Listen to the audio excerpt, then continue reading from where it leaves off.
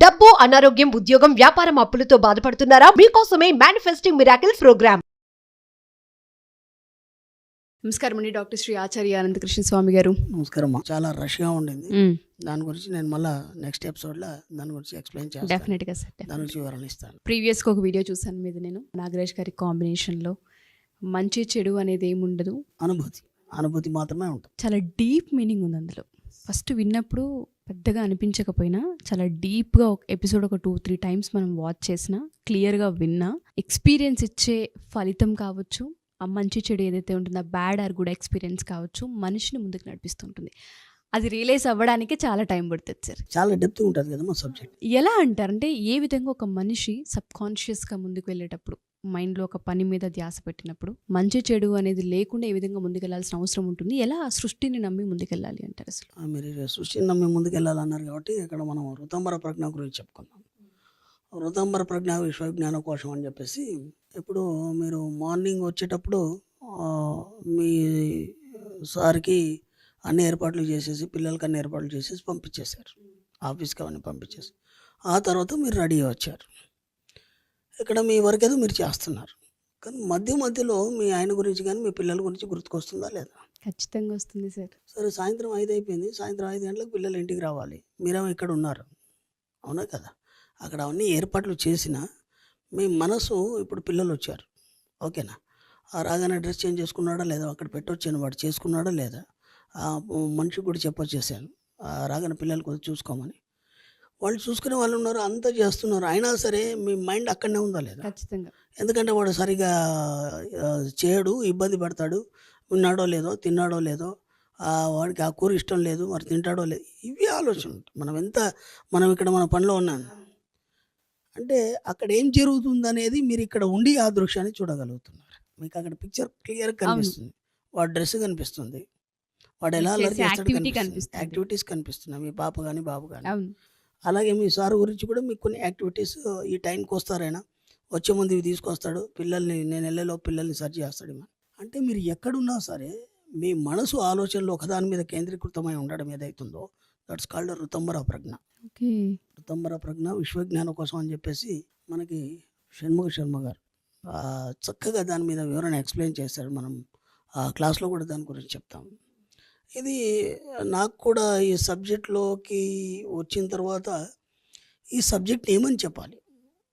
ఇప్పుడు మనం డబ్బుని మనం అనుసంధానం చేసాం ఈ సబ్జెక్ట్కి, కానీ దీనికి ఒక పేరు అనేది ఉంటుంది. దీన్ని ఎలా చెప్పాలి అనేది నేను చాలా ఆలోచించాను, నాకు తట్టలేదు. అనుకోకుండా ఏమైందంటే, మా ఆఫీస్లో నేను మార్నింగ్ వెళ్ళాను ఆఫీస్కి, నా కొలీగ్ ఉన్నాడు. నేను అంతకుముందు 3 రోజుల ముందే ఈ షణ్ముఖ శర్మ గారు రాసినటువంటి ఆర్టికల్ చదివాను, ఋతంబర ప్రజ్ఞ విశ్వజ్ఞాన కోశం అని చెప్పేసి. అది భలే అనిపించింది. అరే ఇది కదా నేను చెప్పాలనుకున్నాను. విచిత్రం ఏంటంటే, ఋతంబర అంటే పేరు లేనిది, దానికి పేరు లేదు. దాన్నే ఆకాశిక్ రికార్డ్సింగ్ అంటారు, దేజావు అని అంటారు. ఇష్టం ఉన్న పేరు పెట్టుకోవచ్చు దానికి. అంటే ఇప్పుడు మీకు కలిగిన ఈ అనుభూతికి మీరు ఊహించేదానికి ఏమని పేరు పెడతాం, దానికి ఒక పేరు ఉండాలి. కాబట్టి మన ఋషులు, యోగులు, మునులు, మన పూర్వీకులు దానికి ఋతంబర అని పేరు పెట్టారు. అనుకోకుండా ఆఫీస్కి వెళ్ళాను, నా కొలీగ్ ఉన్నాడు. ఆ అతన్ని నేను ఒక 1 year నుంచి గమనిస్తున్నాను. మా ఆఫీస్కి ట్రాన్స్ఫర్ అయి వచ్చాడు. వచ్చిన తర్వాత ఆ అబ్బాయిని చూస్తే ఎప్పుడు దేనికి ఆందోళన చెందినట్టు ఉండదు. నాకు తెలిసి ఒక టీ, స్నాక్స్ ఏమైనా హోటల్కి వెళ్తే ఆయనే పెడతాడు బిల్లు, ఎప్పుడు కూడా మమ్మల్ని పెట్టని వాడు. అలాగని పెద్ద శాలరీ ఏం కాదు, ఓకేనా?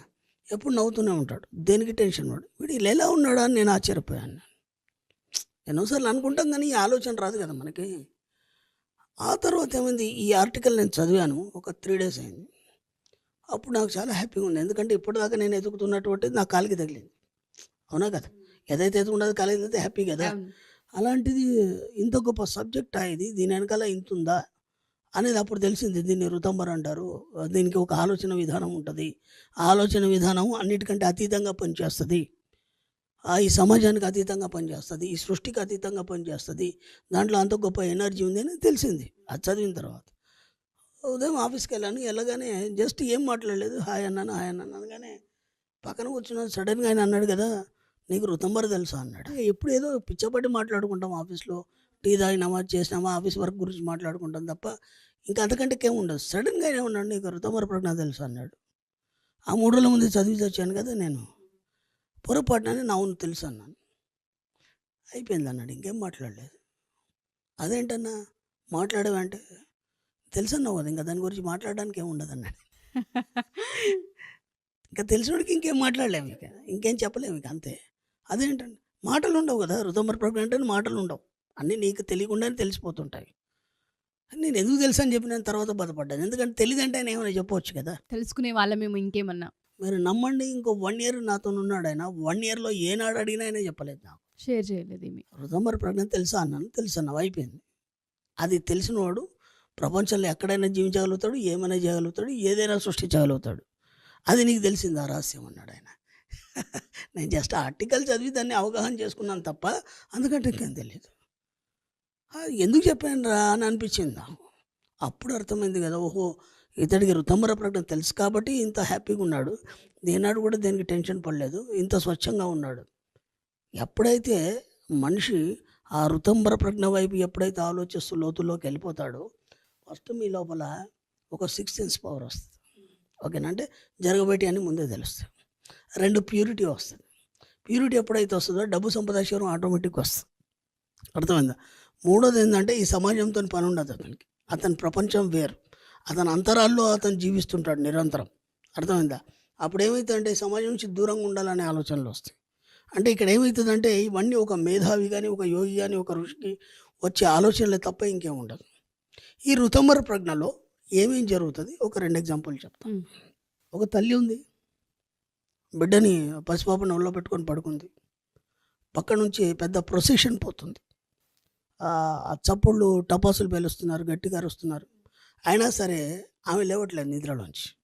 ఓకేనా, చిన్న పసిపాప ఇట్లా కదిలింది, చిన్న కేరింత కొట్టింది, ఎమ్మటే పొత్తిల్లోకి పట్టుకుంటుంది తల్లి. అంత పెద్ద చప్పుళ్ళకి లేవలేదు. ఈ చిన్న కేరింతకు చిన్న కథలెక్కి ఆమె ఎమ్మటే ఉలిక్కిపడి లేచి ఒళ్ళో పట్టుకుంది. ఆ తల్లికి ఆ బిడ్డకు ఉన్నటువంటి ఒక సన్నని వెండి తీగ ఏదైతుందో ఆ అనుసంధానం చేసేదే ఋతుమర ప్రజ్ఞ. ఒక సాధకుడు ఉన్నాడు, లేకపోతే యోగి ఉన్నాడు, ఒక ఋషి ఉన్నాడు, ఎవరైనా కావచ్చు. ఇప్పుడు మన వాళ్ళు ఎన్నో సాధనాలు చేస్తారు, ఎన్నో చేస్తారు. ఇప్పుడు అతను వెళ్ళాడు, ఒక హిమాలయస్ వెళ్ళాడు, ఒక అడవికి వెళ్ళాడు, లేకపోతే ఏదైనా ఒక నిర్వాణిష ప్రదర్శనకి వెళ్ళాడు, ఒక శ్రీ మహావిష్ణువు గురించి తపస్సు చేస్తున్నాడు, లేదా అమ్మవారి గురించి తపస్సు చేస్తున్నాడు. విచిత్రం ఏంటంటే ఇక్కడ మన సబ్జెక్ట్లో ఋతుమర ప్రజ్ఞ ద్వారా ప్రతిదీ నువ్వే సృష్టించుకుంటావు కాబట్టి యువర్ ద క్రియేటర్ అని చెప్పుకోబడ్డది మనం.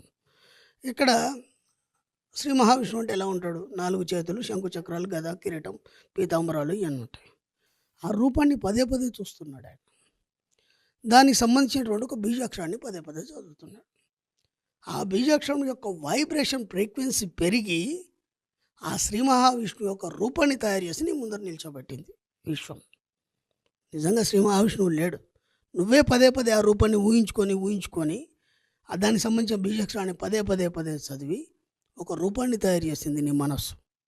అందుకే మనం ఏమంటామంటే ఋతుమర ప్రజ్ఞ అంటే నీ మనసుతో మాట్లాడే ప్రక్రియ అంటాం. నీ మనసే తయారు చేసింది, అక్కడ దేవుడు లేడు, నీ మనసే శ్రీ మహావిష్ణువు తయారు చేసింది. ఇంకా విచిత్రం ఏంటంటే నువ్వు ధ్యాన నిమగ్నుడు అయి ఉన్నావు, ఆయన వచ్చి నిలిచింది కూడా నీకు తెలియదు, నీకు తెలియదు. ఇప్పుడు అతను వచ్చి నిల్చున్నాడు, నువ్వు కళ్ళు తెరవని చెప్పేది కూడా ఋతుమరనే. ఆ యొక్క జ్ఞానాన్ని కలిగించేది కూడా నీ మనసే చెప్తుంది. ఏమనంటే నువ్వు దేనికోసం అయితే ఇన్ని రోజులు నువ్వు ఆలోచిస్తున్నావు, ఏదైతే చేస్తున్నావో ఆ రూపం నీ ముందు వచ్చి నిల్చుంది, కళ్ళు తెరవని నేను కదిలించేది కూడా ఋతుమరనే. ఇప్పుడు అర్థమైందా? ఋతుమర అంటే ఎంత లోతుగా ఉంటుంది. దాన్ని ఎప్పుడైతే పట్టుకుంటావో యు ఆర్ ద క్రియేటర్, నువ్వు ఏదైనా సృష్టించుకోవచ్చు. దాంతోనే అనుసంధానం ఉన్నప్పుడు నీ ప్రపంచం వేరుగా ఉంటుంది. కాబట్టి మన సబ్జెక్ట్ అంతా ఈ ప్రపంచానికి వేరుగానే ఉంటుంది, చాలా లోతుగా ఉంటుంది. ఎప్పుడైతే మీరు అర్థం చేసుకుంటారో మీకు కావాల్సినవన్నీ మీరు సృష్టించుకోవచ్చు. దేనికి సంబంధించింది? ఇది విశ్వానికి సంబంధించిన సబ్జెక్ట్. మన సబ్జెక్ట్ అంతా అదే కదా. మనసుకి ఎలా అనుసంధానం చేసుకోవాలనేది చాలా క్లియర్గా ఎక్స్ప్లెయిన్ చేశారు. ఎపిసోడ్ను ఒక 10 సార్లు వాచ్ చేయాలనే చెప్తాను ప్రతి ఆడియన్ కూడా. నేనైతే పట్టించుకోవాలి, పట్టుకున్నప్పుడే కదా. ఎప్పుడైతే దాన్ని పట్టుకుంటామో సంకల్పాలు నెరవేరుతాయి, మనకు కావాల్సింది మన కళ్ళ ముందు కనిపిస్తూ ఉంటుంది. నో వర్డ్స్, అసలు చాలా పెద్ద నాలెడ్జ్ ఇది. కొత్తగా నేను కూడా నేర్చుకోవడానికి ఒక చిన్న స్కోప్ దొరికింది ఈ episode through. Thank you sir, thank you so much. Thank you అమ్మా.